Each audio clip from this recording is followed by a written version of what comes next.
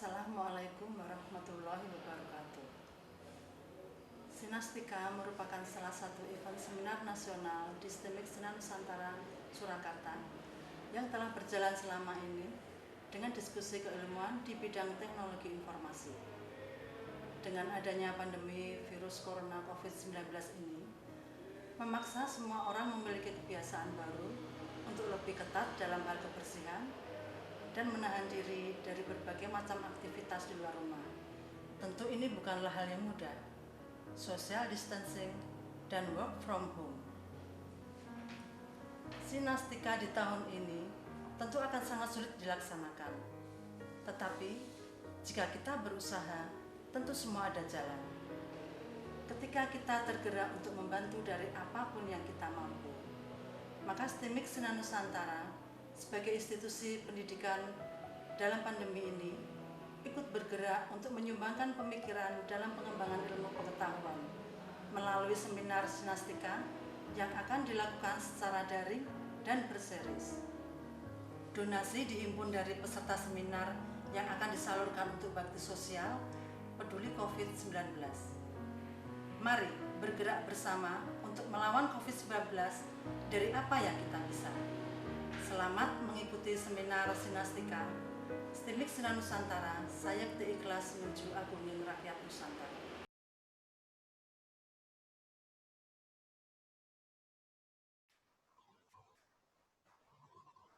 Nah, tidak berlama-lama, acara hari ini seminar untuk plagiarisme akan kita mulai. Waktu dan tempat saya persilakan, monggo Pak Teguh Susianto.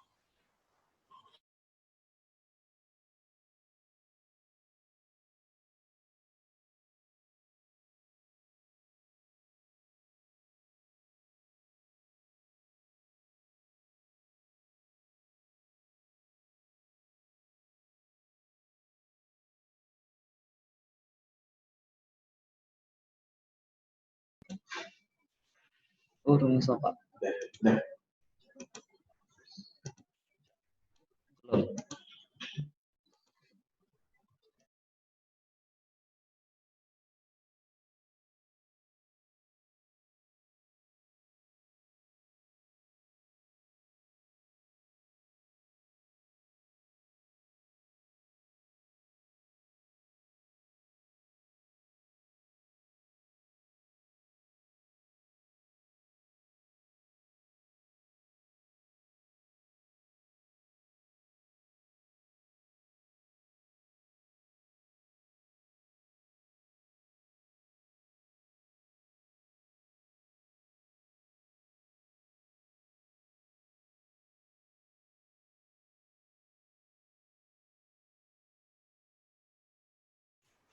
Oke, baiklah saya coba. Mungkin suara saya bisa didengar semuanya? Oke, nanti silahkan bisa dikasih tahu untuk moderatornya. Mungkin kalau suaranya tidak jelas, mohon harap bisa melapor. Karena saya pakai headset ya, sama maaf.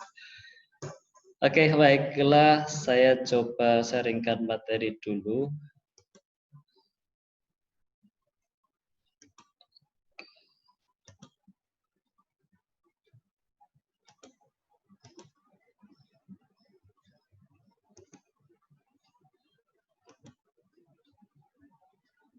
Oke, bismillahirrahmanirrahim. Assalamualaikum warahmatullahi wabarakatuh. Alhamdulillahirabbil alamin. Wassalatu wassalamu asrofil anbiya'i wal mursalin wa ala alihi washabihi ajmain. Amma ba'du. Pertama-tama dan yang utama marilah kita panjatkan puji syukur kepada Allah Subhanahu wa taala yang mana pada kesempatan siang kali ini kita masih diberikan banyak kenikmatan, baik nikmat sempat maupun nikmat sehat, sehingga masih kita diperkenakan untuk mengikuti acara webinar pada kesempatan kali ini, yaitu hari Senin tanggal 8 Juni 2020. Adapun judul yang nanti akan kita sampaikan dalam 1 jam ke depan ini adalah plagiarisme tentang karya ilmiah. Mohon diperkenankan, mohon diizinkan, saya mencoba judulnya mungkin agak kurang secara redaksional mungkin kurang sesuai, karena mungkin kita lihat dari judul yang dulu diusulkan itu plagiarisme jurnal internasional, tapi mau jurnal internasional mau jurnal nasional itu intinya kalau namanya plagiarisme tetap sama aja gitu ya, tinggal cakupannya saja. Jadi ini saya coba agak konteksnya lebih kita umumkan ya. Oke, di sini nanti akan kita sampaikan materi.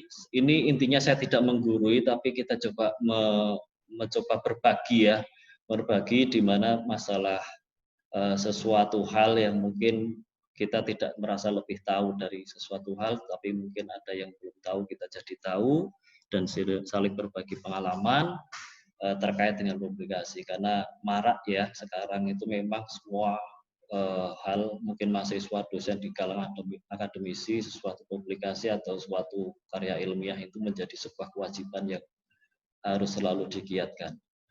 Baiklah Bapak Ibu dan adik-adik mahasiswa, di sini saya selaku sebagai peneliti yang mungkin di STIM IKSI Nusantara, sekaligus saya juga merangkap, saya kesehariannya juga menjadi tim editor dari jurnal ilmiah Sinus dan juga menjadi reviewer di dalam Tikomsin.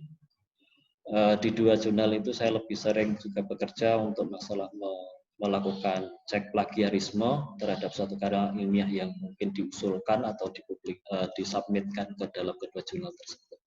Selain itu saya juga sebagai dosen. Nah, dosen ini saya kebetulan biasanya mengampu mata kuliah pemrograman dan juga beberapa mata kuliah tentang sistem informasi.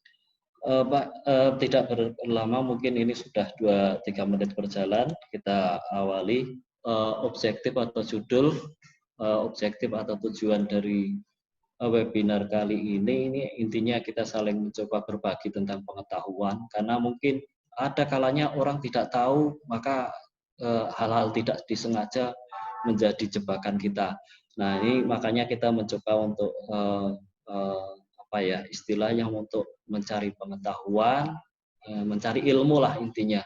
Sama-sama mencari ilmu, bukan saya yang memberikan ilmu, tapi semua mencari ilmu. Jadi yang penting kita belajar bersama. Terkait unsur tentang plagiarismenya, kadang orang melakukan plagiarisme itu kadang memang karena ada ketidaktahuannya dia, kadang tidak disadari. Itu yang terjadi banyak hal di dalam negeri ini. Untuk tujuannya nanti yang paling penting adalah terbentuk pemahaman tentang tata cara penulisan karya ilmiah yang aman dari plagiarismenya. Jadi kadang kita nggak ngapa-ngapain, nggak tahu apa-apa, tapi tiba-tiba kok kita melakukan sesuatu perbuatan yang tidak sengaja, kita harus menerima imbasnya. Ini yang kita coba nanti kita akan coba biar tidak terjadi kecelakaan seperti itu. Untuk bahasan pada kali ini, yang pertama adalah kita akan mencoba melihat atau mengais informasi terkait dengan fakta publikasi di Indonesia, bagaimana perkembangannya, kemudian sekilas tentang karya ilmiahnya itu seperti apa, ada jurnal nasional, ada jurnal internasional, ada jurnal internasional bereputasi, itu maksudnya apa dan bedanya di mana, kriterianya seperti apa yang harus kita lakukan. Kemudian pelanggaran dalam karya ilmiah itu apa saja dan bagaimana kita coba cara mengatasinya. Dan pada sesi kali ini kita akan lebih spesifik ke topik tentang plagiarisme, di mana plagiarismenya itu banyak yang terjadi karena di dalam membuat tulisan itu kita kadang lupa mencantumkan atau mungkin kurang tahu cara mencantumkan atau mungkin sudah mencantumkan tetapi salah caranya gitu, itu yang menjadi hal-hal yang sering membuat kita itu melakukan kesalahan. Kemudian macam-macam plagiarismenya, kemudian bagaimana cara menghindari plagiarisme dan tool-tool apa yang bisa kita manfaatkan untuk menghindari bahaya plagiarisme. Kita coba yang pertama adalah satu hal perkembangan yang sangat menggembirakan di nasional ini terkait masalah publikasi. Dari tahun sampai 2015 mungkin berita masalah publikasi tidak banyak peningkatannya, ya kurang drastis. Tapi ketika mulai digaungkan bagaimana publikasi menjadi hal sangat penting dan kebetulan dari pemerintah ada semacam aware terhadap itu dan dilakukan ada semacam alokasi pendanaan terhadap masalah penelitian dan publikasi dan pentingnya bagaimana membuat suatu publikasi yang bermutu itu, sehingga Indonesia banyak kontribusi Indonesianya, grafiknya langsung naik terus, terutama dan puncaknya pada tahun 2019. Di dalam grafik ini terlihat di situ tahun 2019 itu naik drastis. Tetapi menuju tahun 2020 ini ternyata turun dari semua negara. Bahkan Indonesia pada tahun 2020 ini menjadi puncaknya. Dulu selalu di bawah Malaysia, di bawah Thailand, di bawah Vietnam, bahkan saingan utamanya itu Vietnam sama Filipina. Tetapi mulai tahun 2017 sampai 2019 itu Indonesia memimpin. Tapi begitu ada wabah COVID, ini turun kecenderungannya. Kita lihat dari wabah COVID, semua negara ini masalah publikasi semua turun. Mungkin karena dari sisi pendanaan atau pendanaannya dari negara itu dialokasikan untuk memerangi COVID, ini bisa jadi. Nah, ini trennya jadi turun. Dari negara Asia, Indonesia tetap masih nomor 1 untuk masalah publikasi, baik yang berstandar internasional, nasional maupun yang terindeks Scopus. Selanjutnya kita lihat publikasi terhadap Scopus. Dari tahun ke tahun Indonesia selalu mengalami tren kenaikan. Meskipun sekali lagi saya katakan setelah 2019 cenderung ada tren turun karena banyak ada wabah. Sekitar total dari 40 pointer saya mungkin kurang interaktif ya, mungkin ini aja sekitar, saya nggak terlalu banyak gerak. Ada sekitar 40-an ribu artikel yang selalu dipublikasikan di dalam Scopus. Begitu juga di dalam Google, ini juga terjadi peningkatan. Nah, ini adalah suatu prestasi yang menggembirakan karena dari tren itu ternyata Indonesia menjadi salah satu yang agak memiliki peringkat yang baik di mata negara-negara tetangga. Kemudian kalau kita lihat dokumen Scopus, ini masih didominasi oleh perguruan tinggi yang besar seperti UI, ITB, UGM, IPB, ITS, Undip, dan seterusnya. Ini rata-rata mereka untuk dokumen atau publikasinya yang Scopus ini didominasi mereka karena ya mungkin perguruan tingginya juga cukup besar dan juga kontribusinya juga banyak masalah tulisan di sana. Secara kualitas, secara kuantitasnya juga saya kira tidak perlu dipertanyakan lagi. Kemudian di dalam jurnal internasional kita ambil dari data dari Sinta. Ini adalah sekarang akreditasi di dalam jurnal nasional sendiri digolongkan menjadi 6 tingkatan, yaitu Sinta 1, Sinta 2, Sinta 3, Sinta 6. Dan Sinta 1 sendiri masih memiliki porsi yang sangat kecil. Dari 4.985 itu 96 itu adalah terindeks Sinta 1. Biasanya Sinta 1 ini otomatis jurnalnya berbasis jurnal internasional. Biasanya berindeks Scopus. Jadi khusus untuk S1. Kalau zaman dulu akreditasi jurnal itu hanya ada antara terakreditasi dan tidak terakreditasi. Yang terakreditasi dibagi menjadi 2, yaitu akreditasi A dan akreditasi B. Nah, kalau kita bandingkan atau kita komparasikan dengan akreditasi Sinta, ini S1 ini sama dengan kalau dipadankan sama dengan akreditasi A. S2 ini atau Sinta 2 ini sama dengan akreditasi B. Yang lain dianggap kalau zaman dulu tidak terakreditasi. Nah, dengan adanya Sinta 1 sampai Sinta 6, semua dicoba dirangkul oleh Kemendikti, masalah oleh badan khususnya yang menangani adalah Arjuna. Ini untuk masa akreditasi ditangani. Jadi mulai dari S3 sampai S6 itu sebenarnya setiap lembaga jurnal itu sudah melakukan evaluasi diri. Tapi dari sisi evaluasi diri itu peningkatan-peningkatan yang sudah dibuat itu ada kualitasnya. S3 yang paling bagus, S4 sudah, yang paling kurang adalah S6. Dari antara ini paling besar adalah S4. Kebetulan jurnal ilmiah Sinus itu masuk ke dalam kriteria S4 ini. Nah, insya Allah tahun depan moga-moga didoakan bisa naik akreditasinya. Dan ini nanti secara kualitas nanti biar bisa naik. Oke, selanjutnya kita akan lihat dari mesin pengindeks. Mesin pengindeks itu salah satu yang kita pakai adalah internasional seperti kayak DOAJ. Kalau setiap jurnal yang menggunakan pengindekan DOAJ ini, ini biasanya mereka menerapkan open access jurnal. Jadi untuk mengakses jurnal di dalam lembaga jurnal tersebut harus gratis, tidak boleh berbayar. Kalau semacam kayak Triple itu kan berbayar, ini tidak bisa dimasukkan di UAJ. Di UAJ sendiri sudah mesin pengindeks berbasis internasional. Banyak juga jurnal-jurnal nasional Indonesia itu mengadopsi pengindekan database di UAJ. Nah, kebetulan dari jurnal-jurnal yang tergabung di dalam relawan jurnal Indonesia itu banyak juga disarankan untuk bisa melakukan pengindekan dengan menggunakan DOAJ. Kalau misalkan Anda pengen jurnal kita itu pengen terindeks secara internasional, salah satunya bisa menggunakan DOAJ. Selain itu syarat-syarat yang lain pastinya. Nah, kabar baiknya adalah Indonesia di dalam DOAJ itu adalah memiliki posisi yang kedua setelah United Kingdom atau negara Inggris. Habis itu disusul Brasil, Spanyol, kemudian Amerika dan seterusnya. Nah, ini banyak jurnal-jurnal Indonesia. Nah, di talangan jurnal-jurnal dari yang terhubung di relawan jurnal itu banyak yang mengadopsi dengan menggunakan terindeks DOAJ. Dan itu bisa diakses di dalam database mereka mengenai metadata artikel, itu nanti bisa kita temukan. Kenapa sih kita harus selalu diindeks dengan mesin database seperti itu? Ya, karena mungkin setiap pembaca kalau misalkan kita searching, itu akan segera menemukan.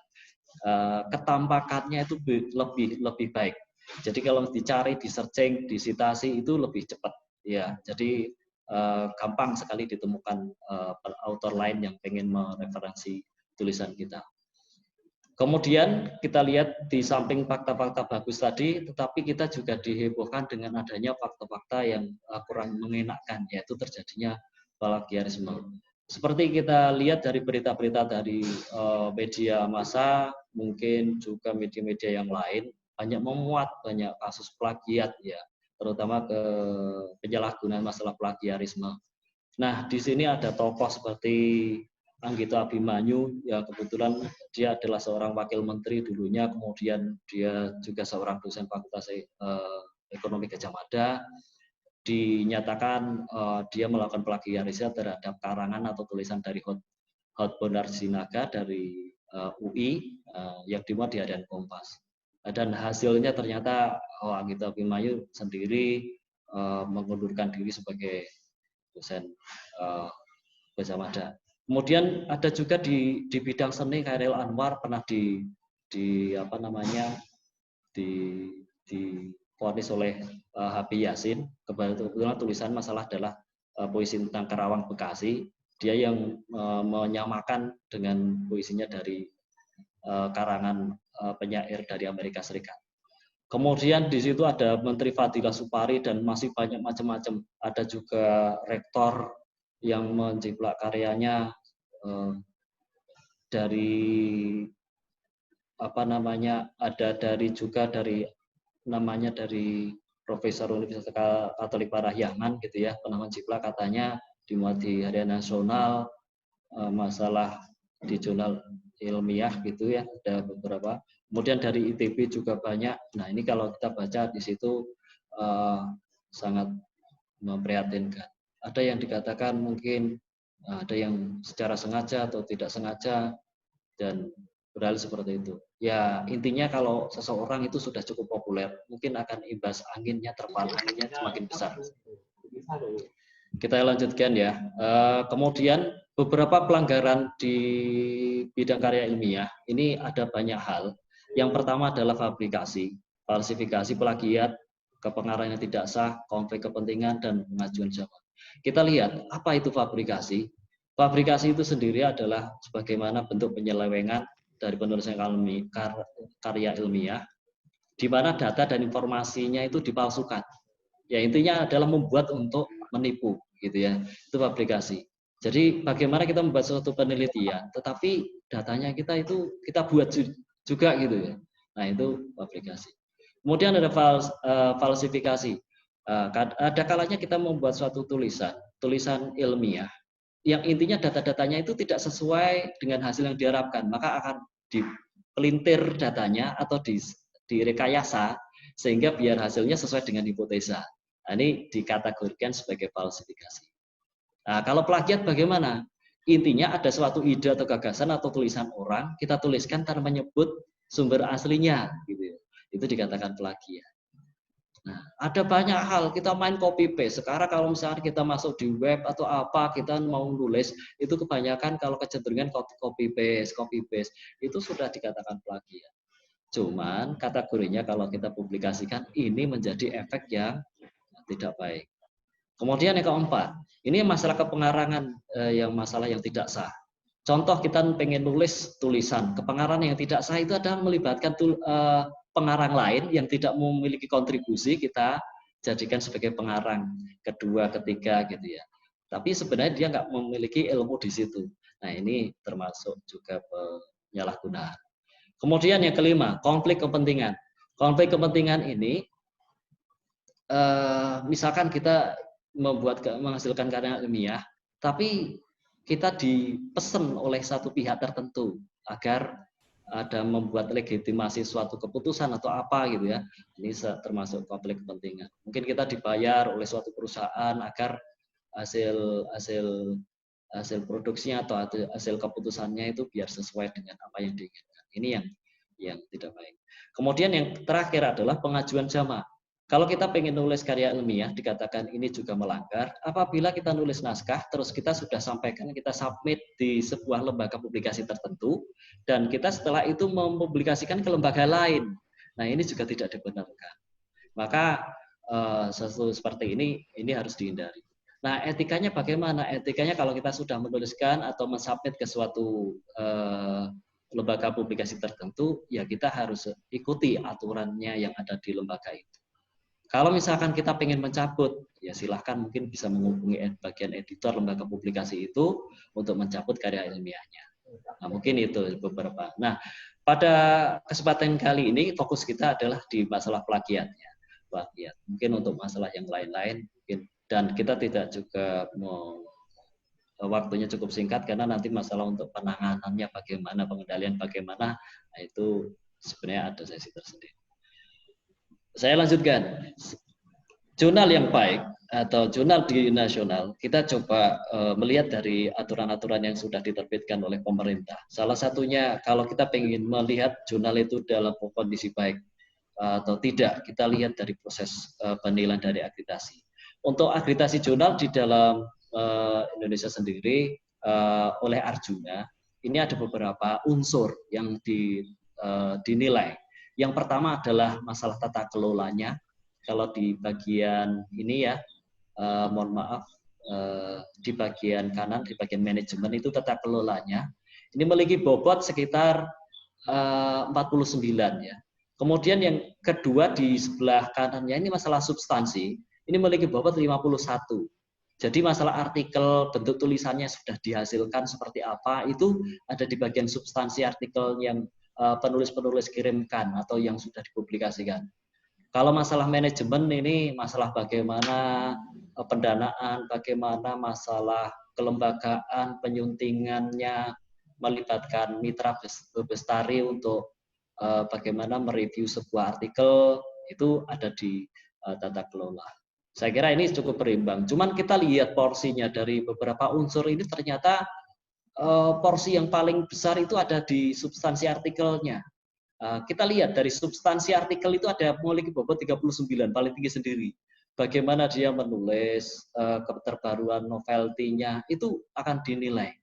Dan asesor dari akreditasi Arjuna sendiri akan menilai, melihat dari histori, yang perekaman dari sebuah transaksi publikasi, mulai dari artikel itu disubmit, kemudian dipilah-pilah oleh editor menjadi section editor diberikan ke reviewer mengembalikan sampai copy editor dan sampai semua artikel itu diterbitkan.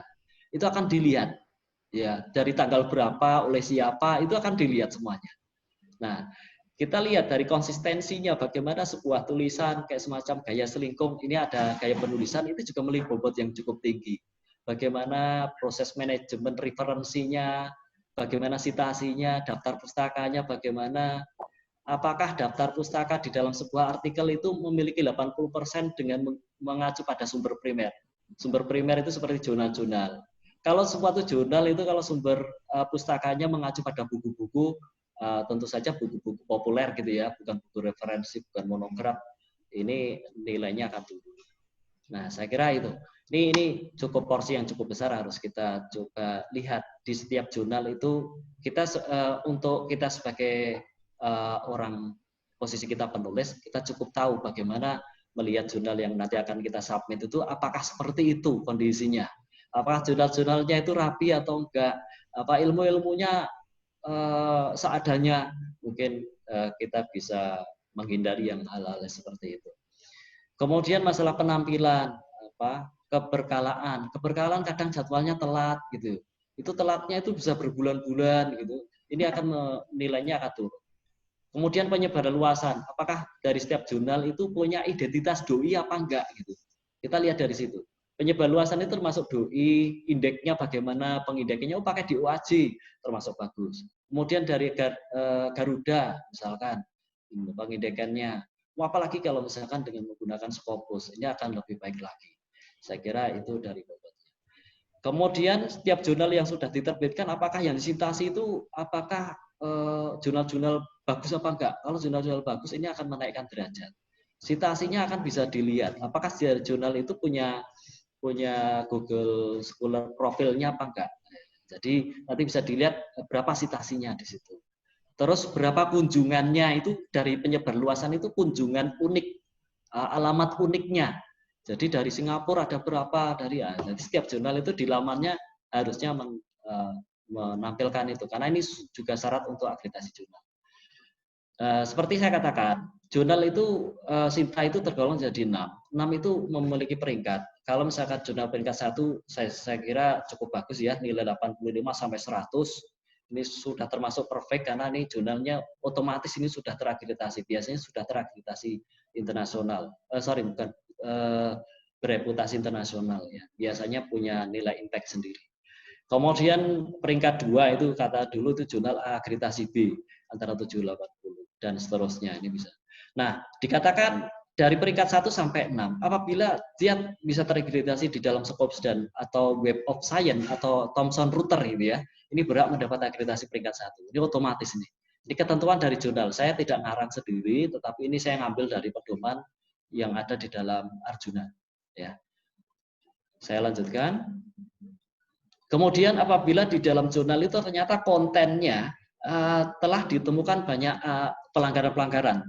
Taruhlah semerta ada unsur plagiarismenya dan ada ya hal-hal yang misalkan tidak sesuai dengan yang sudah ditetapkan.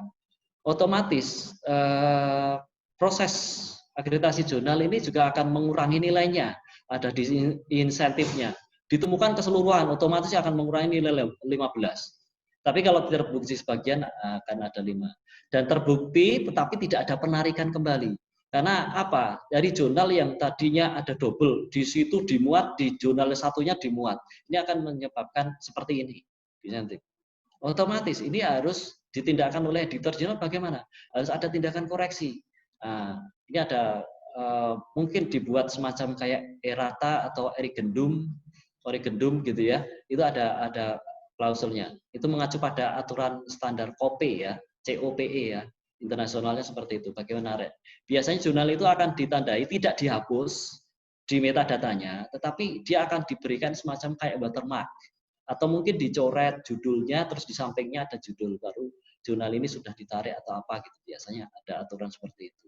Itu bagi lembaga penerbit ya. Kemudian syarat akreditasi jurnal, saya kira sudah jelas. Ini dia harus memiliki daring ya. Ya ada ISSN yang terstandar internasional yaitu namanya Electronic International Standard Serial Number. Harus memiliki DOI. Ini syarat DOI itu adalah harus bisa diindeks oleh Garuda itu pakai DOI. Ini syarat mutlak. Jadi kalau jurnal yang tidak ada DOI-nya tidak boleh. Untuk daftar DOI salah satunya bisa melibatkan dengan mesin pengindeks seperti kayak Crossref ya. Kemudian mencantumkan persyaratan itu publikasi di lamannya. Biasanya ada syarat-syarat etika publikasi, author guide, author guideline, atau author instruction gitu ya. Ada juga bagaimana publikasi, kalau jurnal itu ganda, sanksinya bagaimana, itu juga dicantumkan di dalam jurnal. Ini bagi pengelola jurnal ya. Jurnal ilmiah harus bersifat ilmiah orisinil ya. Jadi banyak plagiarisme yang harus ditekan, bagaimana tindakannya kalau terjadi seperti itu. Kemudian terbit sekurang-kurangnya 2 tahun secara berurutan. kurang-kurangnya 2 tahun secara berurutan, tahun pertama, tahun kedua, atau tahun ketiga, tahun keempat, kemudian di setiap tahun itu juga ada frekuensinya 2 kali sehari, 2 kali setahun ya. Jadi ketika 2 tahun otomatis 4 kali terbitan agar bisa didaftarkan. Jumlah artikel setiap kurang-kurangnya 5 artikel.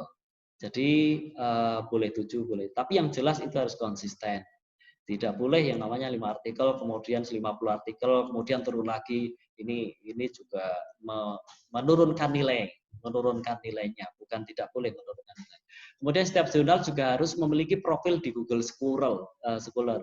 Jadi seberapa citasinya, H-indeksnya berapa. Ini maksudnya adalah untuk sebagai untuk mengidentifikasi dampak dari terbitnya jurnal itu seperti apa bagi dunia ilmu pengetahuan. Ini nanti akan terlihat di sini.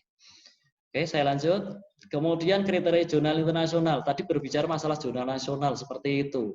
Nah, satu hal yang mungkin agak spesial di dalam jurnal internasional, nomor A saya kira umum, kemudian mulai ISS umum.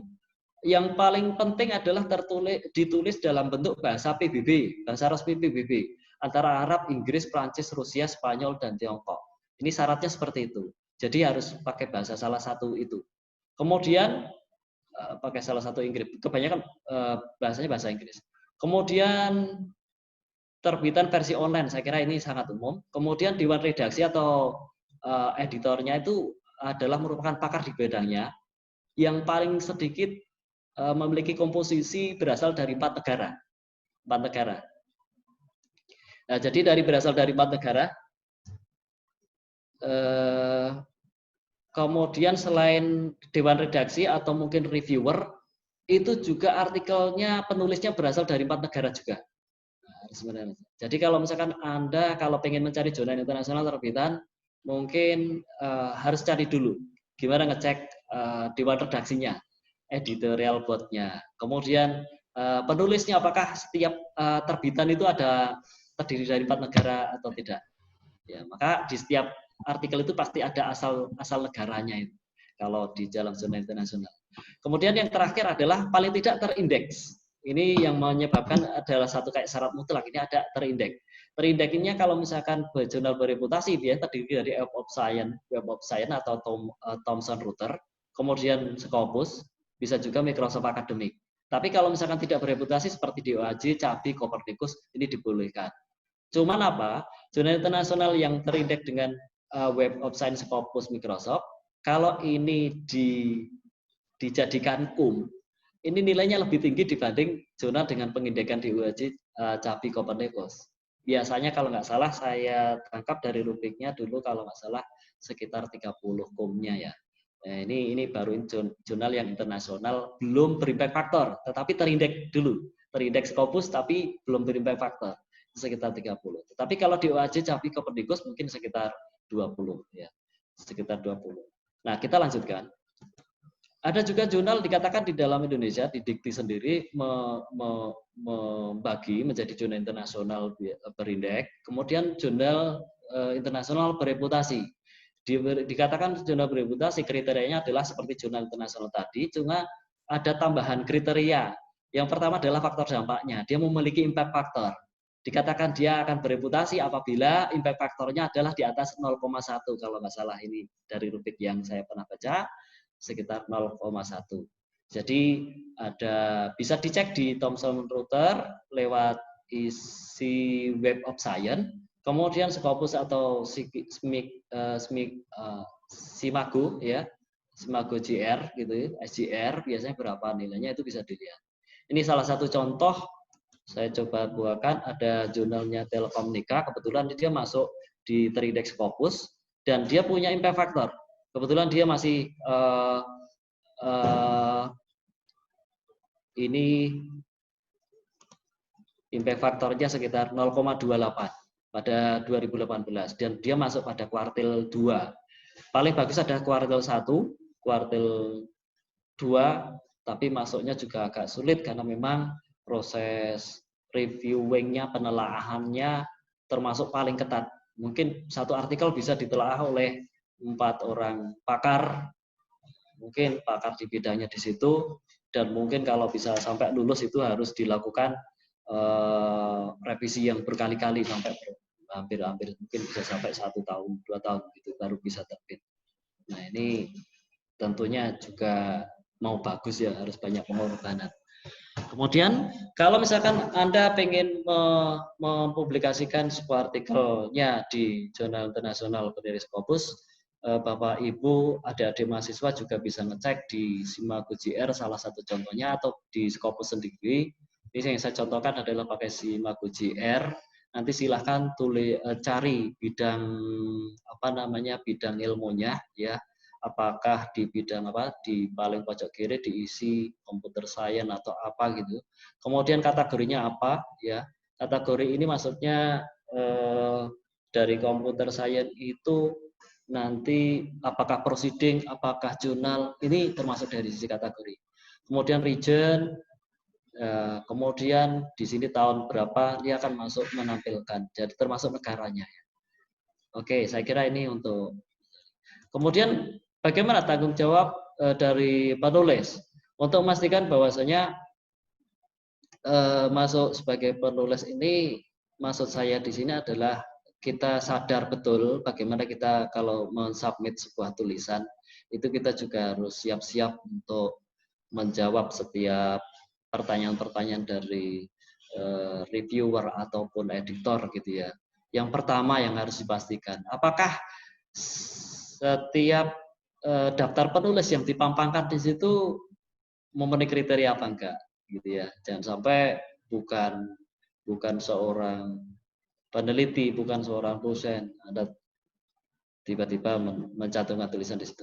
Kemudian bertanggung jawab secara kolektif pekerjaan isi naskah, termasuk dari sisi kontennya, bagaimana gaya selingkuhnya, metode, analisis perhitungannya, Anda harus kuasai betul. Karena nanti suatu saat kalau ada reviewer menyampaikan pertanyaannya untuk dijawab, dan bagaimana ini ada semacam, ya mungkin tidak secara langsung, bisa lewat email gitu ya. Biasanya akan seperti itu, ada saran perbaikan gitu ya. Kemudian menyatakan asal sumber dayanya, pendanaan. Biasanya ini di dalam satu jurnal itu akan disampaikan di bagian akhir ya, namanya acknowledgement atau ucapan terima kasih gitu ya. Biasanya kalau kita dapat dana dari Dikti gitu ya, kita wajib mencantumkan itu karena sebagai ungkapan terima kasih. Yang kita taruh di atas daftar pustaka biasanya.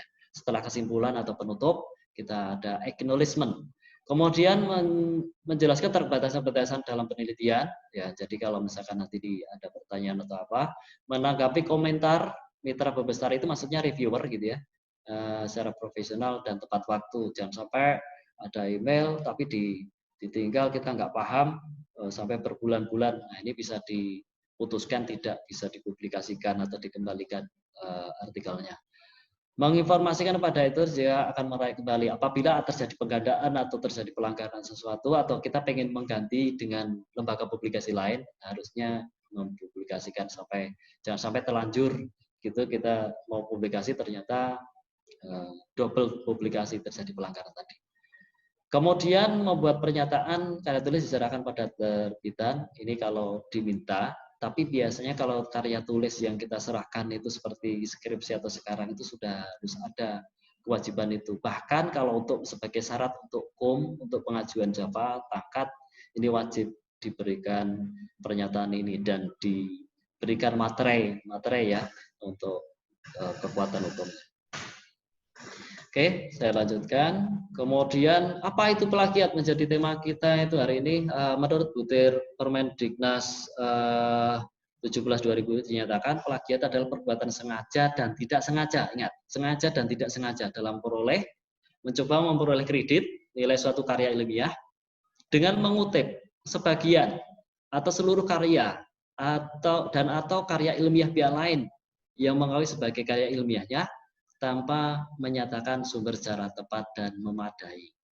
Sengaja dan tidak sengaja ya dikatakan plagiat. Kemudian pasal 2 ayat 1 dari Permendikbud 17 Ini meliputi tetapi tidak terbatas ya, mengacu. Jadi ini ada kata-kata yang diambil tapi mengacu ya, mengacu pada kata-kata yang diambil kalimat, informasi dan seterusnya gitu ya.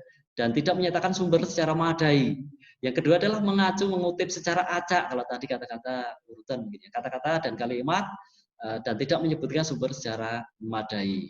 Kemudian yang ketiga, menggunakan sumber gagasan. Jadi ini sifatnya tersirat.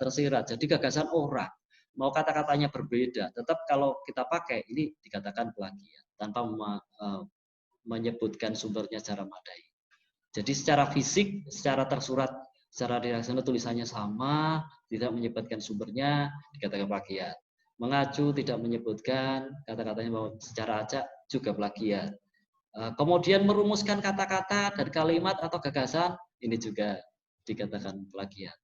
Kemudian selain menggunakan, merumuskan, menyerahkan suatu karya ilmiah yang dihasilkan dan telah dipublikasikan oleh pihak lain sebagai karya ilmiah tanpa menyatakan sumber secara madai. Ini juga plagiat. Ini menurut aturan dari Permendiknas nomor 17 2010.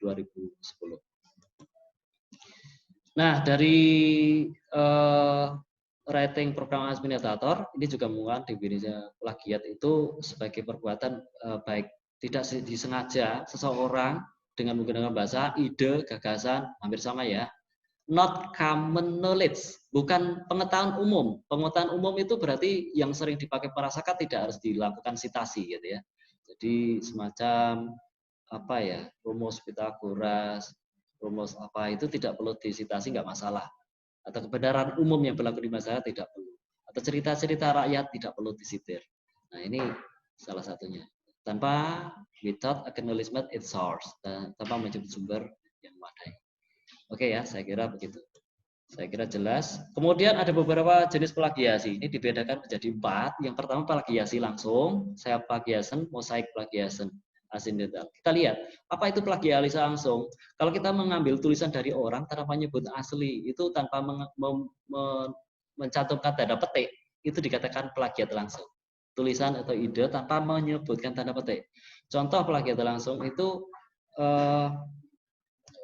sama persis kata-katanya, tanpa menyebutkan sumbernya, tanpa menggunakan petik, dikatakan plagiat langsung.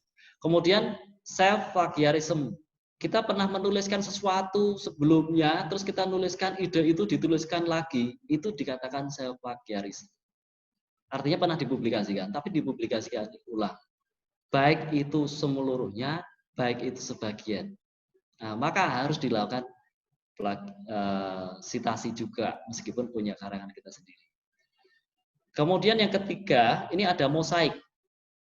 Mosaik ini kalau kita melakukan dikatakan plagiasi, jika kita menggunakan frase dari sumber lain tanpa mencantumkan tanda kutip atau menggunakan sinonim tanpa struktur kalimat yang artinya masih sama dengan aslinya.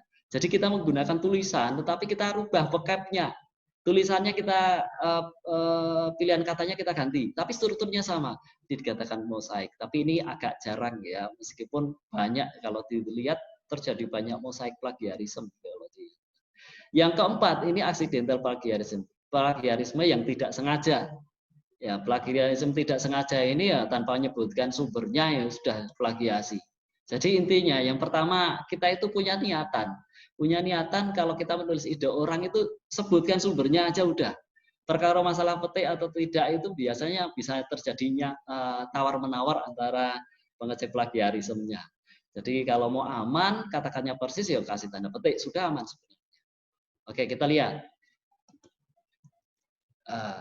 Untuk masalah toleransi kemiripan, dikatakan plagiasi, kalau kita menggunakan zona internasional itu dianggap antara 15 sampai 20%.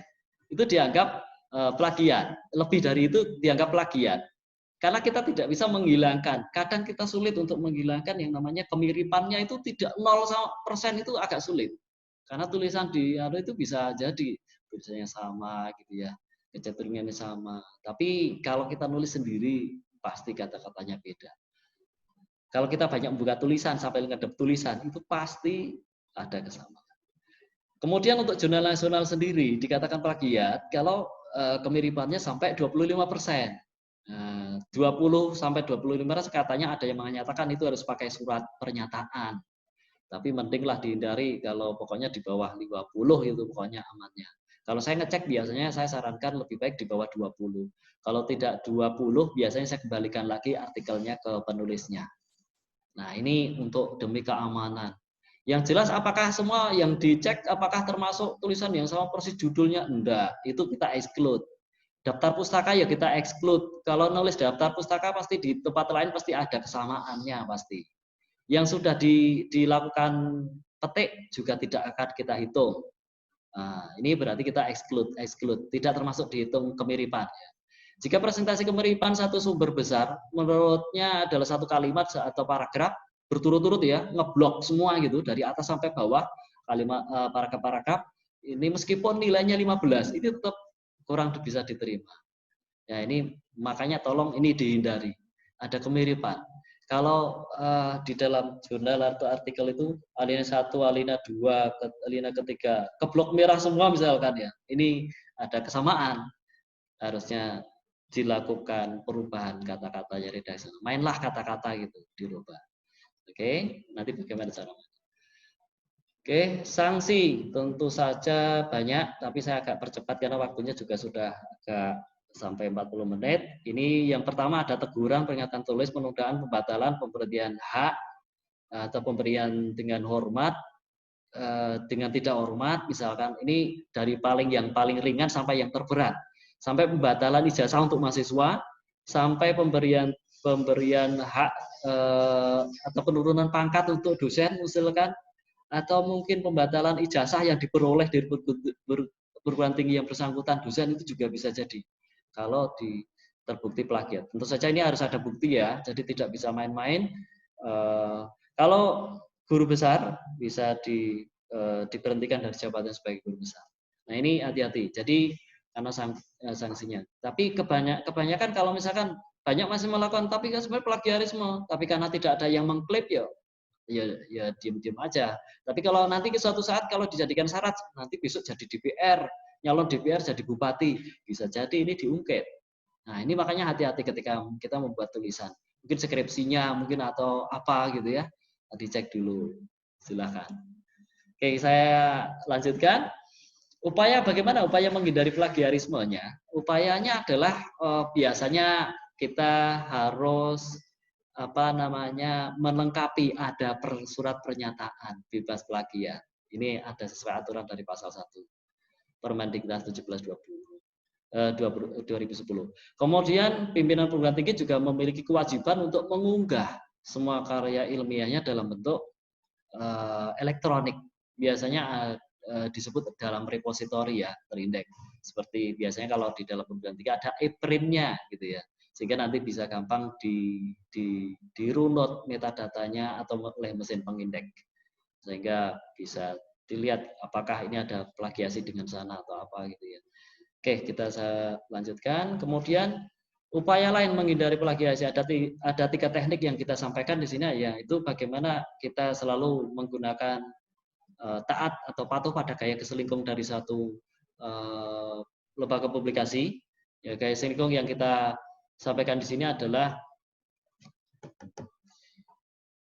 ada gaya selingkuh dari contoh penulisannya, bagaimana cara mengatur manajemennya, bagaimana kita menuliskan tulisan tabel, dan itu mengarah pada gaya selingkuh. Kemudian bagaimana kita cara melakukan pengutipan secara langsung, apakah kita pengutipan secara langsung itu biasanya akan sangat diperlukan ketika kita mengubah-ubah kata itu malah membuat artinya jadi tidak sesuai, itu kita tetap akan menggunakan pengutipan secara langsung. Kemudian pengutipan parafrasa ini yang sangat dianjurkan ketika suatu kata-kata jurnal itu persis. Karena apa? Tool mesin anti plagiarisme itu sebenarnya mencocokkannya berdasarkan kata-kata secara fisiknya. Tapi kalau dilihat dari idenya kayaknya belum banyak yang sampai ke situ. Ya, jadi idenya, substansinya. Kita cara menyiasatinya adalah dengan parafrase biasanya. Gitu. Oke, kita bahas satu-satu. Gaya selingkung. Gaya selingkung itu biasanya bisa ditemukan pada author instruction ya. pasti memiliki gaya selingkung ya di artikel. Silahkan ditemukan di laman di jurnalnya masing-masing. Kalau Anda nanti pengen mempublikasikan sebuah karya ilmiah, bisa author guideline, bisa author for instruction for author gitu ya. Nah, itu nanti akan ditemukan bagaimana aturan saya harus menulis, mensubmit sebuah tulisan, bagaimana tulisannya, bagaimana template-nya, itu merupakan gaya selingkung. Bagaimana cara mensitasi, bagaimana cara menuliskan related work gitu ya. Bagaimana menyampaikan masalah, analisisnya bagaimana, itu pasti akan diberikan petunjuk di bagian author for interaction for author. Tentu saja ketika kita mematuhi gaya selingkungnya yang berlaku, kita akan semakin cepat untuk ditelaah tulisan yang kita sampaikan atau kita kirimkan. Nah, jadi mungkin langsung editor akan langsung memberikan ke bagian reviewer, karena mungkin ketika tulisan itu kita sampaikan pasti akan diseleksi dulu oleh auditor baru akan masuk ke auditor section, auditor bagian masing-masing. Oh, ini bagian auditor, ini bagian ilmu seperti ini ya, diberikan ke auditor itu. Nanti bagaimana, terus akan dilakukan proses pengecekan plagiarismenya bagaimana gitu ya, akan cepat gitu. Kalau ini ditaati pasti akan cepat. Sebaliknya kalau artikel itu tidak mengikuti pasti akan dikembalikan. Mungkin ilmunya cakupannya udah terlalu lama, akan dibalik. No new knowledge, tidak ada ilmu yang baru gitu. Tidak, novelty-nya nggak ada gitu. Biasanya akan dikembalikan. Tergantung dari kualitas jurnal yang kita pilih. Selanjutnya adalah ini ada contoh satu author guideline yang saya ambil dari Telkomnika UAD dari Yogyakarta. Kebetulan yang tadi sudah terindeks Scopus. Ini ada aturan-aturannya bagaimana di situ. Terus kemudian ada template tulisannya. Ketika kita akan menulis jurnal itu pasti ada petunjuknya. Jadi kita tinggal mengisikan substansi hasil penelitian kita gitu ya. Akan kita sampaikan di publikasi di bagian template-nya. Jadi penulisan tabel sudah diberikan contoh di situ, fontnya, hurufnya gitu ya, macam-macam. Kemudian teknik mengutip langsung. Ini tadi ada 3 teknik tadi. Yaitu bagaimana satu tata cara kita akan mencoba mensitasi atau mensitir suatu tulisan tertentu, tetapi syaratnya pakai tanda petik. Ya, contoh kutipan langsung ini akan selalu dipakai apabila suatu tulisan yang kita sitir itu biar tidak salah tafsir. Contoh, saya akan mengutip ayat Al-Quran, ayat kitab Injil misalkan gitu. Itu biar tidak salah tafsir, tetap dituliskan apa adanya tetapi dikasih tanda petik. Nah, kalau diparafrasekan nanti kacau malahan. Jadi seperti itu, dikutip tapi kan dulu kita dijelaskan. Nah, ini biasanya kutipan langsung tetap akan dipakai dengan beberapa pertimbangan atau pembatasan tertentu. Ya, jadi di sini dikatakan kutipan langsung dalam satu tulisan harus memiliki porsi yang logis. Jangan sampai satu bab 80% kutipan semuanya gitu ya. Nah, ini juga agak nggak realistis dan dikatakan sebagai clipping nanti seperti itu. Clipping dari sumber tulisan. Kemudian yang ketiga, ide atau gagasan penulis tetap menempati porsi utama yang lebih besar. Jadi Anda harus banyak bercerita juga selain itu menimpali, memberikan penguatan. Menurut pengarang ini seperti ini, menurut seperti ini gitu. Saya lanjutkan.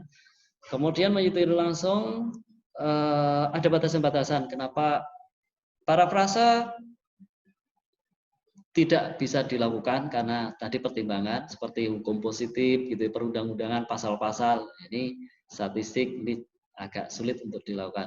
Kemudian area catatan kaki tidak mencukupi untuk menuliskan seluruh kalimat yang disitir. Bisa digunakan dengan footnote ya. Rumus itu juga tidak boleh ditafsir-tafsirkan dulu, tapi harus ditulis dalam bentuk kutipan langsung. Ayat-ayat gitu ya, gagasan ide yang ingin dikomentari atau kalimatnya. Saya kira begitu. Kemudian parafrase ini sebenarnya banyak menggunakan main-main kata-kata ya. Jadi bagaimana suatu kalimat itu biar beda secara fisik dari aslinya. Tapi parafrase tidak bisa dikatakan parafrase ketika sebuah tulisan asing diterjemahkan itu juga bukan parafrase. Ada banyak yang mengatakan seperti itu, tetapi dicoba dengan bentuk kalimat yang berbeda. Mungkin pola kalimatnya masih sama. Contoh SPOK-nya masih sama gitu ya. Maka parafrase harus dirubah bentuknya. Nah, di sini parafrase suatu mengungkap kembali suatu pernyataan, baik berupa satu paragraf maupun satu kalimat menjadi bentuk paragraf kalimat lain tanpa merubah makna. Yang jelas adalah tanpa merubah makna ide gagasan terkandung dalamnya. Parafrase dapat dilakukan dalam satu bahasa atau satu bahasa lain diterjemahkan langsung, diparafrasekan, jangan langsung arti aslinya.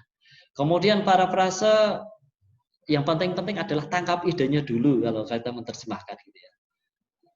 Oke, parafrase dapat dikatakan sebagai suatu bentuk penyitiran tidak langsung atau tata kalimat atau kosakata yang digunakan berbeda dari aslinya. Tata kalimat atau kosakatanya berbeda, diksinya, pemilihan katanya gitu.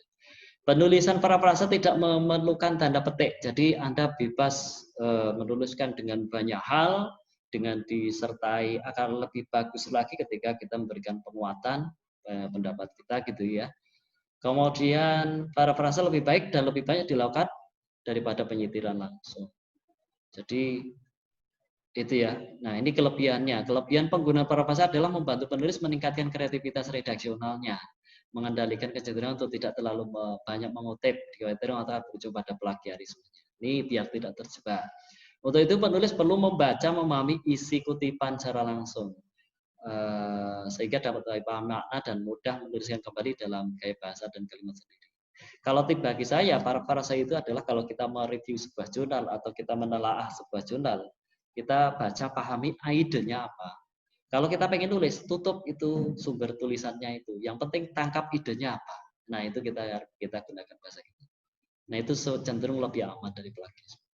Oke, saya lanjutkan. Berikut ini beberapa tahapan yang dapat diikuti melakukan parafrase. Yang pertama, sumber kepustakaan yang disita hendaknya dibaca secara berulang-ulang ya, sampai didapatkan idenya. Ide gagas berhasil diidentifikasi, lanjut ditulis kembali dalam gaya bahasa sendiri, ya, seperti kayak katakan tadi.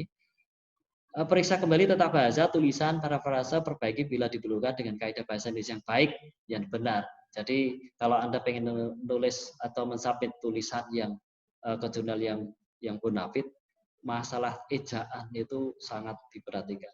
Kurang R, kurang S, kurang ada singkatan gitu, itu ada aturannya. Itu harus betul-betul teliti, huruf demi huruf. Ya, saya kira begitu.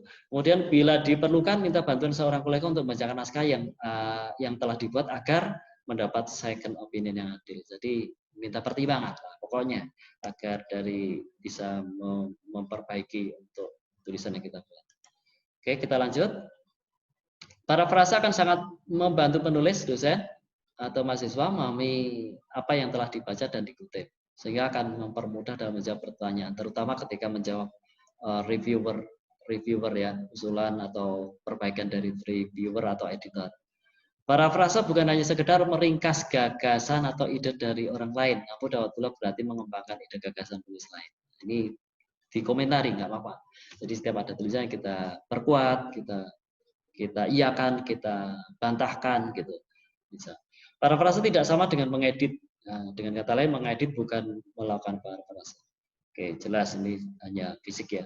Mengedit maupun melakukan parafrase keduanya melibatkan permainan kata-kata dan ini untuk menambah perbendaharaan kosakata dari seorang penulis. Oke. Saya lanjutkan. Teknik parafrase ada 4 yang kita sajikan di sini. Sinonim secara cepat aja. Ini sebenarnya materi kayak semacam kayak bahasa Indonesia gitu ya. Menggunakan sinonim. Sinonim itu menggunakan sebuah kalimat, tetapi kalimatnya itu sudah berbeda secara fisik, tetapi masih memiliki ide yang sama. Kemudian merubah bentuk kata, merubah bentuk kalimat dari aktif ke pasif. Saya makan goreng, saya makan sate kambing dimakan saya gitu ya, itu sudah menjadi sebuah kata yang agak berbeda. Menggunakan atau merubah kata-kata penghubungnya, kata-kata hubung.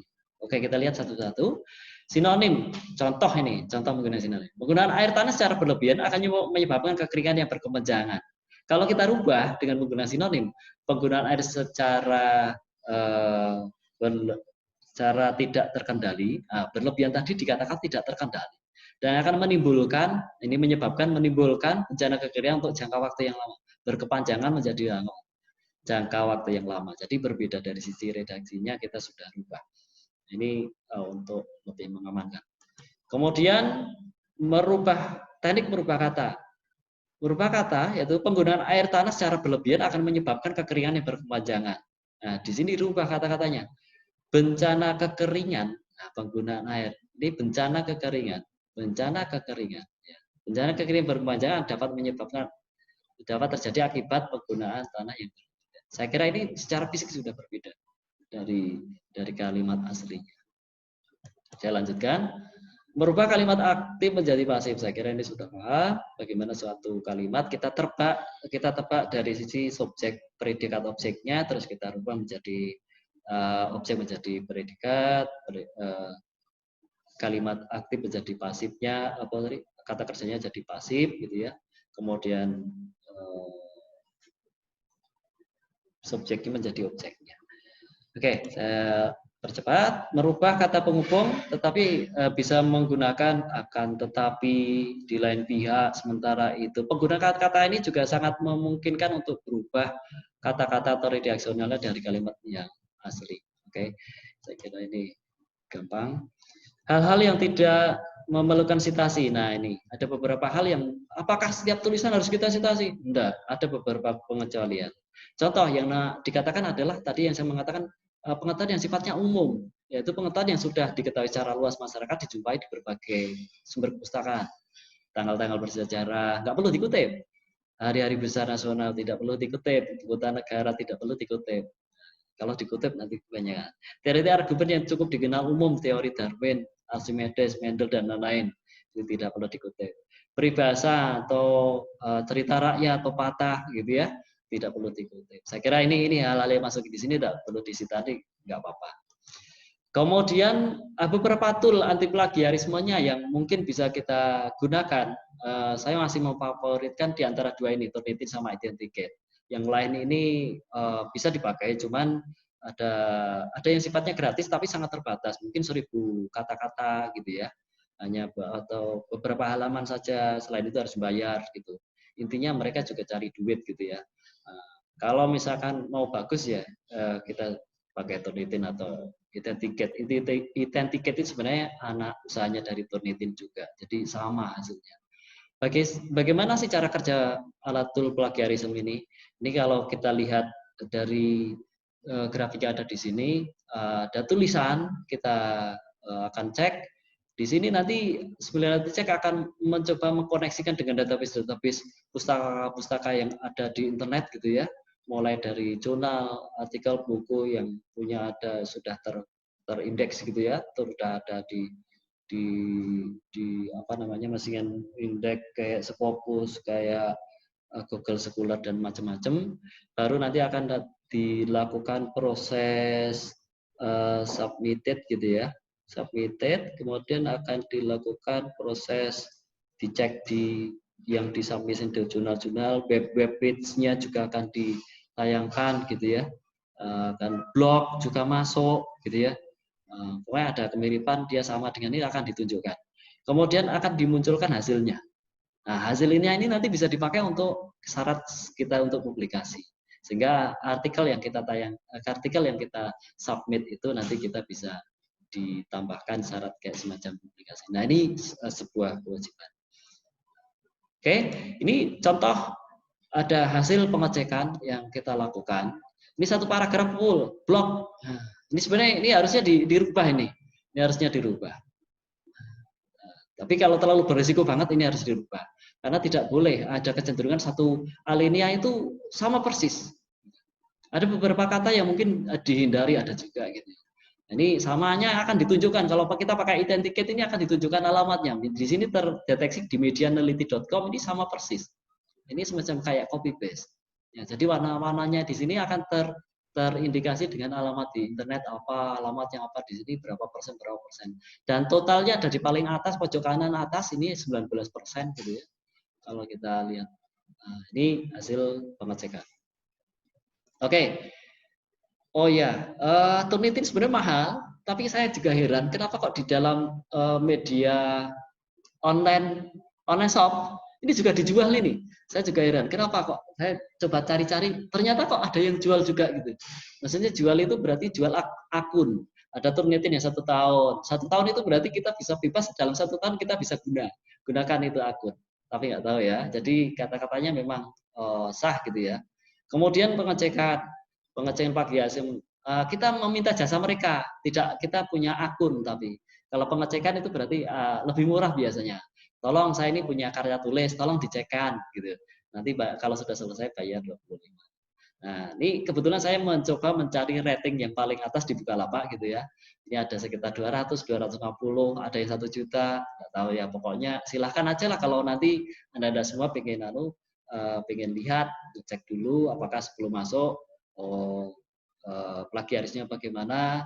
Tapi lebih mending harusnya ya, gunakan teknik-teknik anti plagiarisme tadi seperti parafrase, kutip langsung, itu dilakukan dulu daripada Anda nggak melakukan apa-apa tapi langsung ngecek ke software-software seperti ini.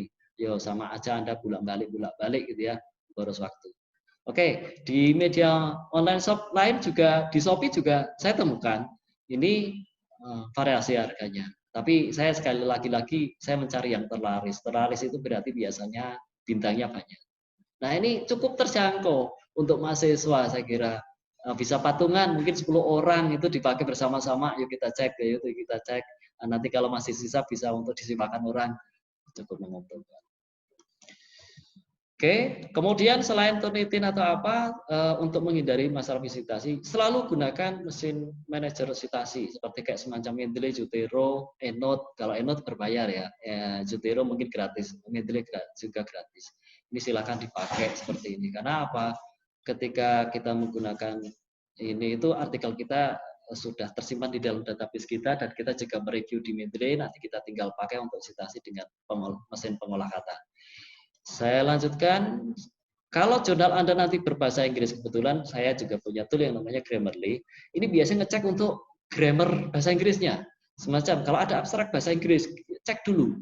Ini bisa tata letak atau tulisan-tulisan itu nanti akan dikoreksi. Oh ini kurang S, oh ini kurang koma. Ini sangat penting. Karena ketika Anda ingin menggunakan jurnal internasional, pasti ya masalah bahasa Inggris itu pasti menjadi perhatian yang utama. Apalagi salah eja, salah tulis, salah cetak, tidak ada tolerir. Nah ini wajib baca berulang-ulang, koreksi berulang-ulang. Ini satu.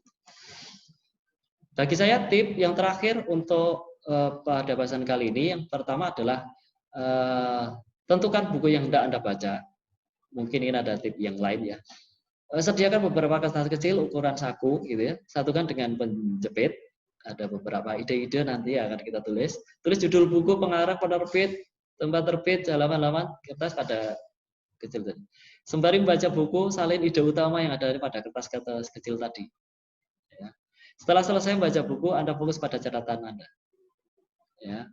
Ketika menulis, tip yang keenam, ketika menulis artikel, maka jangan ingin menyitir dari buku yang telah Anda baca. Fokuslah pada kertas catatan. Kemudian yang ketujuh, kembangkan kalimat Anda sendiri dengan catatan Anda buat. 8, tuliskan sumber kutipan. Dan 9, untuk meyakinkan, gunakan aplikasi Sper untuk cek plagiat. Nah ini saya kira ini satu tip yang mungkin Anda bisa pakai, silakan Anda coba. Dan yang terakhir, saya kira ini beberapa referensi yang kita pakai untuk bahasan kali ini. Kebetulan saya mendapatkan ini yang dari akreditasi jurnal dan juga pengalaman saya dalam sebagai tim editor dan ikut konferensi dengan menggunakan dari seminar-seminar dari yang diselenggarakan. Mungkin itu dulu untuk fokus bahasan kali ini. Ini udah lewat 5 menit dari ini. Monggo silahkan kalau nanti ada pertanyaan atau apa. Untuk itu waktu saya kembalikan kepada moderator. Monggo Bapak Paulus, terima kasih. Terima kasih.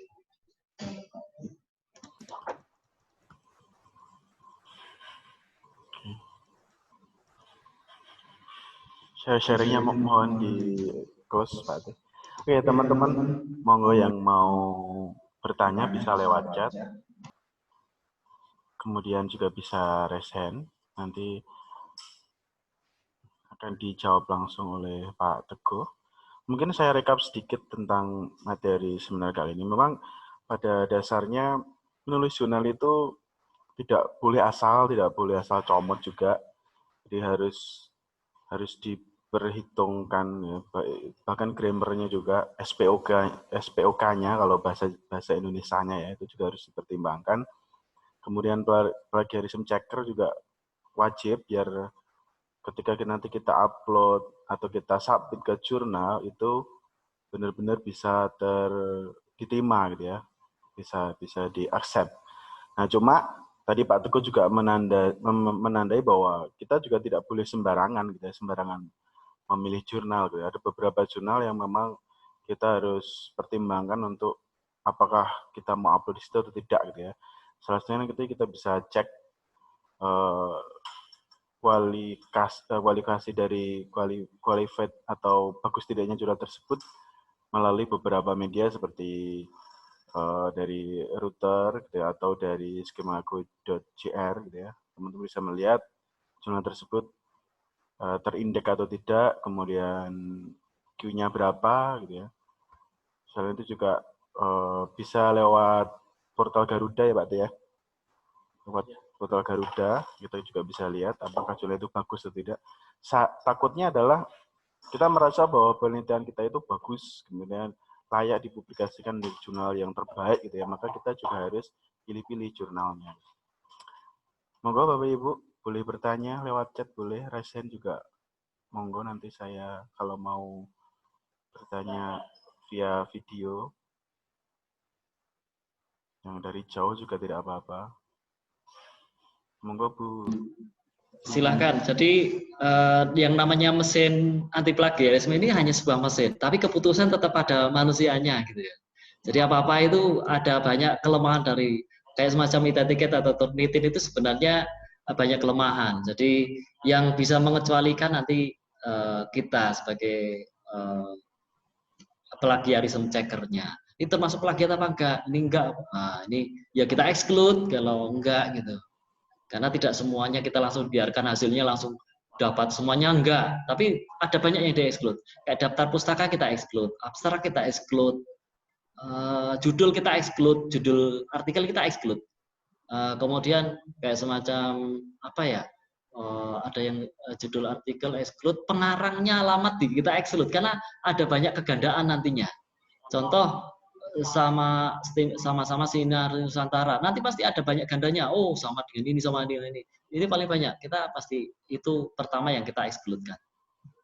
Monggo silakan Bapak Ibu, mungkin kalau ada banyak yang tidak ngerti, yang jelas intinya kita sadar. Kita harus sadar bahwasanya plagiarisme itu sebenarnya mengancam dan kita harus aware terhadap itu, bagaimana cara menanggulanginya, dan yang penting itu hati-hati aja kita. Oke, monggo silakan. Hai. Atau Pak Teh mungkin sedikit tanya nih, kalau untuk plagiarism checker yang tidak berbayar, kira-kira rekomendasinya apa? Kan kalau Turnitin kan berbayar ya. Iya. Itu juga berbayar. Ya minimal kita cek cara pribadi dulu gitu ya. Nah, kira-kira ya sebenarnya kalau yang tidak berbayar itu juga cukup banyak, cuman apa ya, medianya sangat terbatas. Terbatasnya itu contoh misalkan kita hanya diberikan sekitar 1000 kata-kata kebanyakan.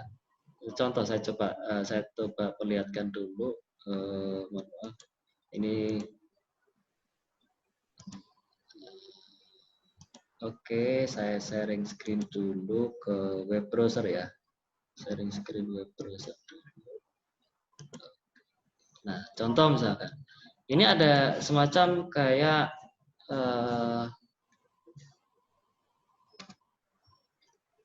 plug scan contoh ya, plug scan atau banyak Viper juga ada online plugin checking. Nah, ini salah satu yang menawarkan gratis, tapi nanti sifatnya terbatas, hanya beberapa halaman. Start very trial, jadi kadang saya nggak mau kucing-kucingan seperti ini. Ini hanya diberikan waktu sekitar mungkin hanya 1-2 halaman saja yang bisa dicek. Oh, hanya 100. Ini kalau di sini welcome 20 get free flag point, nah kita diberikan 2000 kata-kata. Nah, nanti yang bisa kita cek aja dulu kata-kata. Tapi kadang kendalanya kita itu ada suatu artikel itu kata-katanya lebih dari 3000 gitu ya. Nah, ini yang agak susah nantinya. Contoh, coba saya coba carikan ini tadi ada saya udah membuat link untuk mesin plagiarism checker. Mohon maaf tadi di mana ya? Di sini. Oh, ini dia. Ini ada dupli cek, ada plagiarisme cek. Nah, ini banyak. Ini sifatnya banyak yang gratis di sini. Coba kita lihat, tapi tampilannya juga gitu.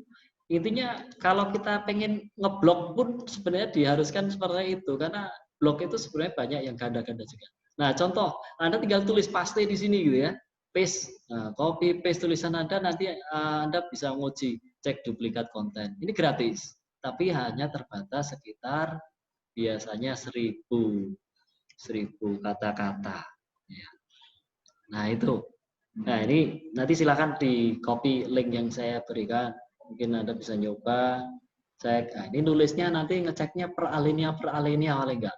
1-2 alinea bisa dicek. Tapi hasilnya juga yang agak kurang baik jadinya. Mosok hasilnya diakumulasi sendiri gitu kan. Enggak enak.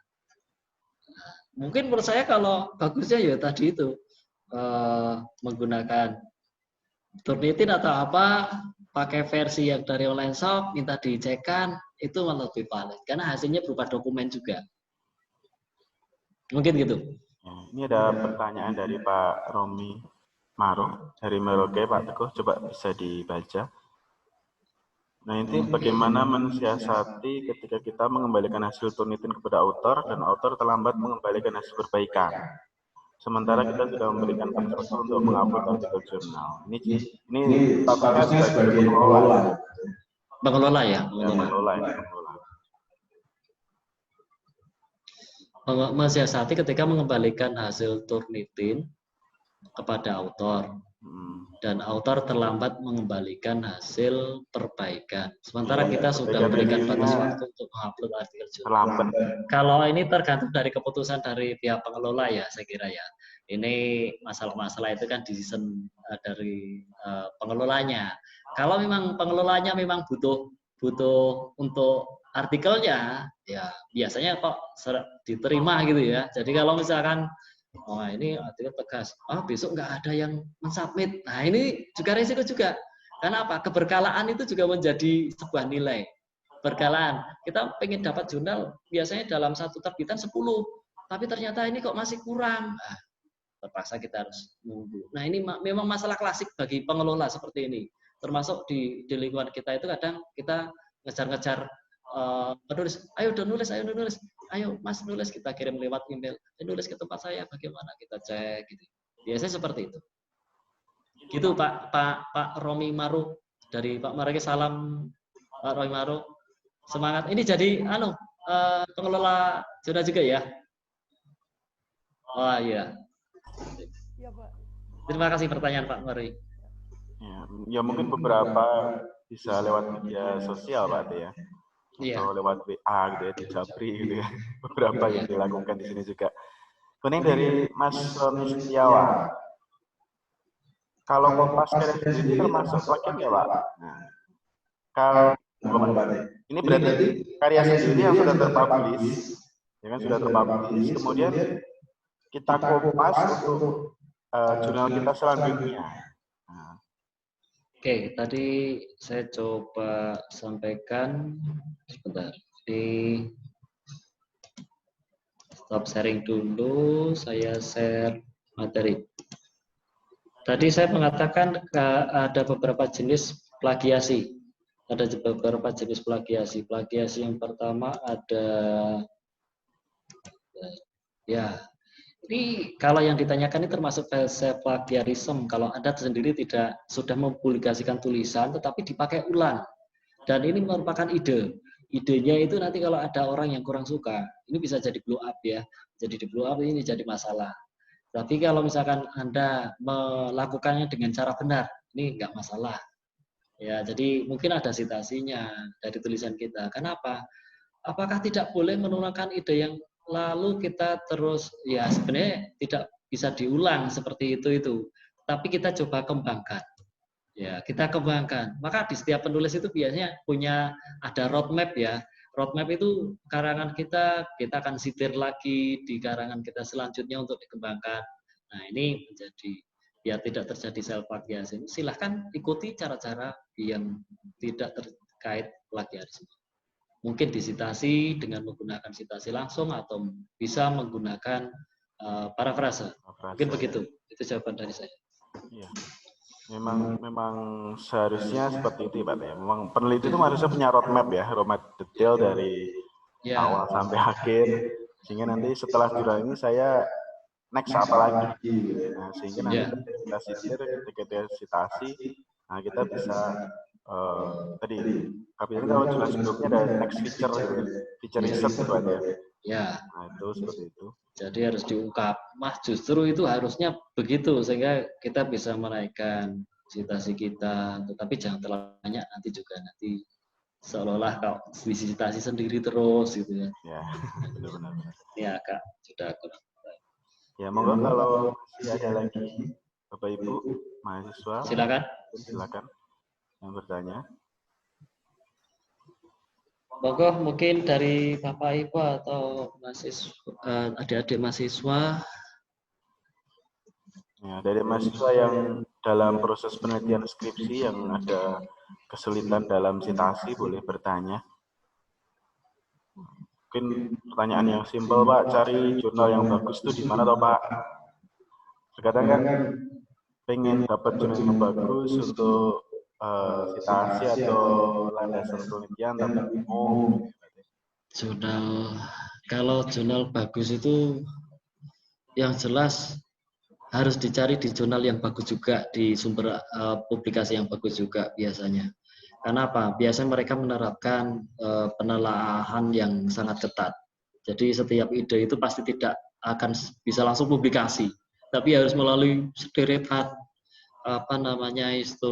pemeriksaan dari reviewer yang cukup ketat sekali.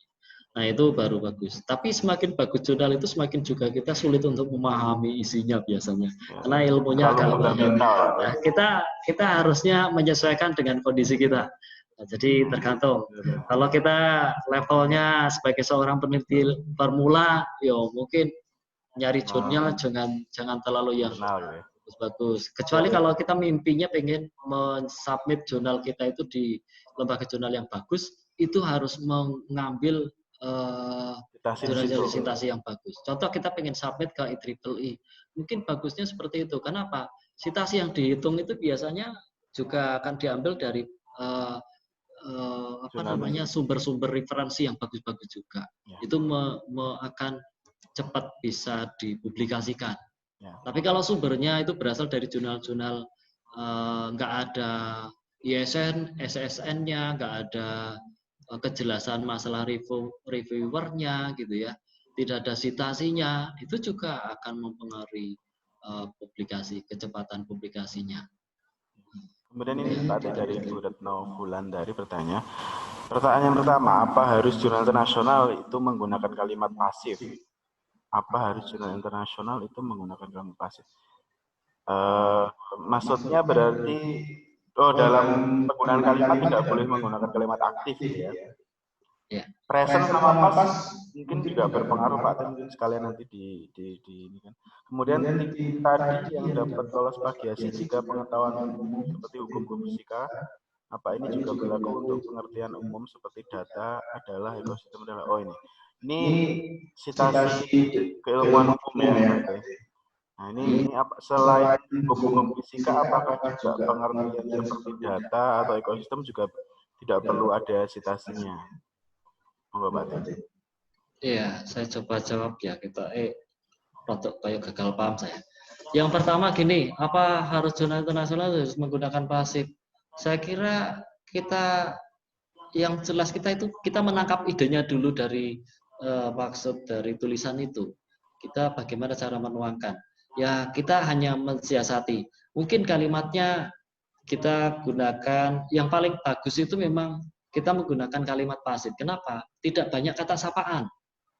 Nah, jadi kalau kita menggunakan kalimat aktif itu kebanyakan kita akan menyebut sapaan. Kebanyakan di dalam jurnal itu tidak diperbolehkan.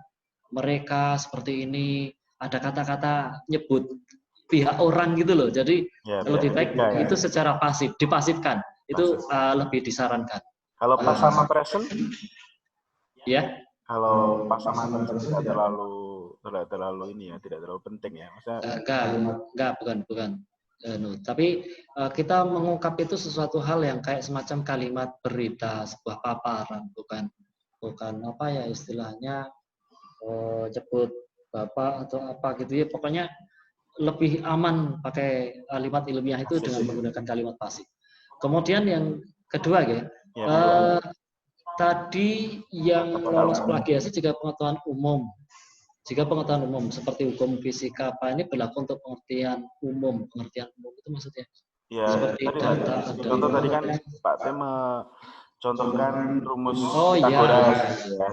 Nah, kalau pengertian data, ya, apakah juga harus disitasi atau enggak perlu? Kalau sepanjang itu menurut kita itu adalah semacam umum, ya enggak ada masalah. Artinya masyarakat itu wis paham gitu loh maksudnya. Dengan kata-kata itu sudah paham, itu sudah menjadi sebuah fokus umum gitu ya. Kita nggak perlu menuliskan sita, nggak masalah. Tetapi ketika misalkan itu masyarakat itu banyak timbul penafsiran gitu ya. Dan itu menjadi suatu hal yang kurang dimengerti, itu harus ada citasinya. Kenapa?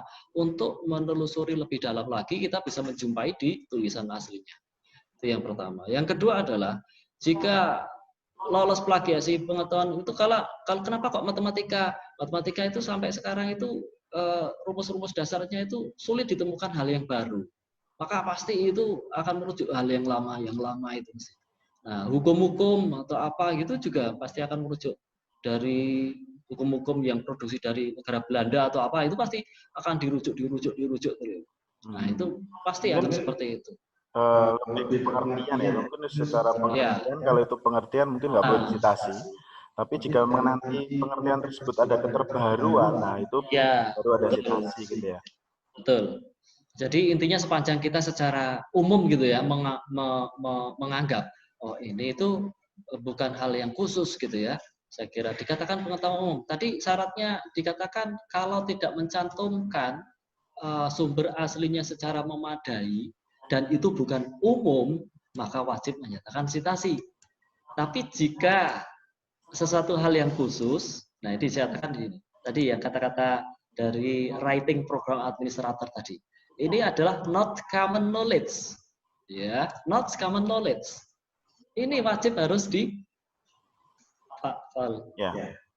Itu. Jadi not common knowledge. Not common knowledge. Jadi kalau umum tidak perlu disitasi. Oke, saya kira gitu. Ya, tapi juga tergantung jurnalnya ya, Pak ya. Tergantung jurnalnya sama plagiarism checker yang dipakai gitu ya. Tapi kalau kita menganggap ini sudah umum, ya biasanya beres saja. Ya, kemudian ini ada Pak Bebas yang menyimpulkan bahwa jurnal itu merupakan ringkasan dari suatu penelitian, tesis, disertasi. Bagaimana jika kita membuat jurnal tanpa penelitian? Alias cukup lihat-lihat jurnal yang lainnya, bisa enggak, Kak? Nah, misal saya mencoba tanpa ada penelitiannya. Nah, mau Pak. Tapi apakah bisa seperti itu? Intinya apa? Kita secara eksplisit dikatakan tidak menelitikan penelitian. Sebenarnya melakukan penelitian. Kalau bisa membuat jurnal itu pasti penelitian. Tapi tidak diungkapkan secara eksplisit. Cuman kalau di hibah dana dikti, itu biasanya kita kan dituntut untuk secara eksplisit melakukan penelitian. Eksplisit pemerintah, tahapan-tahapannya digunakan, prosedurnya digunakan. Tapi kalau kita hanya untuk sendiri dan kita langsung publikasi, tidak ada masalah. Tapi kita ngukur itu kan pasti dapat data yang benar kan. Artinya kalau kita datanya tidak ngarang, bukan falsifikasi dan publikasi tadi. Kalau publikasi dan itu tidak dibenarkan. Artinya data itu tetap kita himpun, tapi kita tidak menggunakan prosedur yang dituntutkan oleh dikti. Tidak masalah, ya kan? Ya, mungkin itu nggak ada masalah. Ya, intinya bahwa meneliti ini kalau memang secara akademisi kita butuh publikasi, maka ada dokumen publikasinya gitu Pak ya, dokumen penelitiannya. Tapi kalau kita meneliti sendiri, kita gunakan sendiri, kita kembangkan untuk produk kita sendiri, yaitu tidak ada kewajiban untuk kita publikasi gitu ya. Iya. Karena kalau dari dikti itu ada kewajiban kita harus menyertakan dokumentasinya, laporannya harus. Nah itu apakah yang tidak melakukan seperti itu apakah disebut tidak penelitian? Ya, tetap penelitian sampai kita menghasilkan seperti perusahaan-perusahaan besar seperti Honda atau apa, dia membuat mesin baru, ya, otomatis mereka tidak akan membuat jurnal penelitian. Karena itu rahasia mereka. Wong itu yang kemarin di Makassar itu yang membuat pesawat itu ya bisa jadi penelitian, tapi tidak diungkap dalam bentuk dokumentasi, dalam bentuk kertas, laporan ke dikti. Kan mereka nggak kewajiban melaporkan ke dikti, gitu misalkan contoh gitu. Atau lembaga tertentu, mereka gawe sendiri, buat sendiri, untuk sendiri dia nggak ada masalah. Itu juga wujud. Kalau nanti mau dituangkan dalam bentuk publikasi, nggak ada tuntutan itu. Ya, nah, itu tinggal lembaga sponsornya itu mau ngapain gitu, nuntut apa gitu kan. Intinya peneliti itu bisa siapa saja.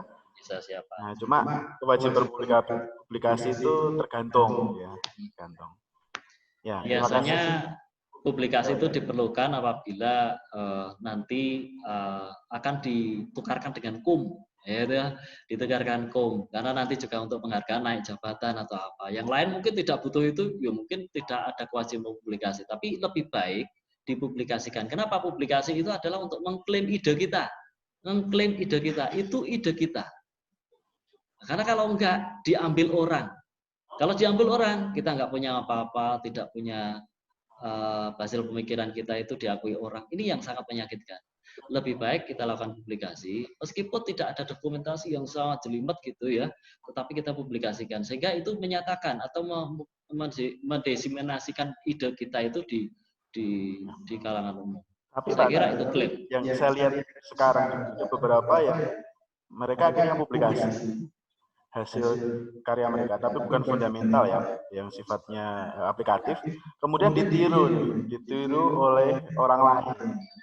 Seperti kemarin waktu kita ikut seminar Inixindo yang miliknya Google untuk database big data itu, kemudian dia publikasi lewat publikasi, ternyata ditiru, tapi oleh pihak open source, kemudian dipakai oleh open source. Itu memang juga trikinya di situ. Ya, tergantung kita mau share ilmu atau tidak gitu, Pak. Kalau mau share ilmu ya berarti manfaatnya nggak cuma di dunia gitu. Ya, publikasi itu sebenarnya menyatakan ide kita mengklaim ide kita seperti apa, dan kita tidak mengeluarkan rumus dapur sebenarnya. Ini pokoknya kita punya ide seperti ini, seperti konsep seperti ini, tetapi caranya bagaimana kita nggak akan ungkapkan di publikasi itu sebenarnya. Tapi ini kita udah klaim. Klaim itu sebenarnya kalau dalam bentuk tulisan bisa publikasi, bisa juga dalam bentuk paten, bisa juga dalam bentuk apa gitu ya. Pokoknya barang-barang sifatnya seperti itu ya. Jadi kayak semacam royalti atau apa gitu. Itu hak cipta ya, misalkan kayak hak cipta. Mungkin saya kira itu bisa diungkapkan. Cuman salah satunya mungkin kalau dalam bentuk tulisan penelitian itu bisa dalam bentuk publikasi itu, dan itu nanti bisa dikembangkan orang gitu. Intinya kita ingin mengembangkan sebuah ilmu dan kita mengklaim ide kita. Ya. Cukup, masih ada yang bertanya? Silakan, monggo. Silakan. Oke, mungkin cukup Pak Teguh. Iya. Terima kasih atas waktunya. Mungkin secara bisa disimpulkan secara keseluruhan bahwa sebenarnya orang peneliti jika ingin mensyaratkan hasil karya mereka, kita harus melakukan publikasi penelitian. Dalam melakukan publikasi ada aturan-aturan, mulai dari tata tulis semuanya kita harus benar-benar teliti, sehingga nanti ketika kita publikasikan ke jurnal yang bagus itu bisa di-accept atau diterima. Tapi kita juga harus perhatikan, kita harus publikasi itu cari tempat yang benar-benar dipercaya, dan memang indeksnya juga bagus. Nah, kalau masalah tadi bahwa hasil publikasi nanti ditiru sama orang lain, ya kembali lagi ke kita bahwa sebenarnya kita mempublikasikan penelitian itu adalah untuk membagi ilmu, karena berbagi ilmu tidak mungkin ada kurangnya. Ya, Oh iya, tentu. untuk materi slide-nya saya sharekan, silahkan nanti Pak Moderator yang akan membagikan. Ya, nanti Kalau seperti biasa bisa diakses di oh iya, sinus.id. di alamat event Sinus ACID ya. Kemudian Nanti silahkan nanti bisa di-download. recording ini juga bisa dilihat ulang kembali lewat Oke. event sinus ACID. Oke. Ini seperti itu. Terima kasih sebelumnya semuanya telah bergabung di acara seminar ini. Sekali saya ucapkan banyak terima kasih kepada Pak Teguh atas waktunya dan teman-teman dan Bapak Ibu dan mahasiswa. Terima kasih sekali lagi. Kami akhiri. Assalamualaikum warahmatullahi wabarakatuh. Waalaikumsalam.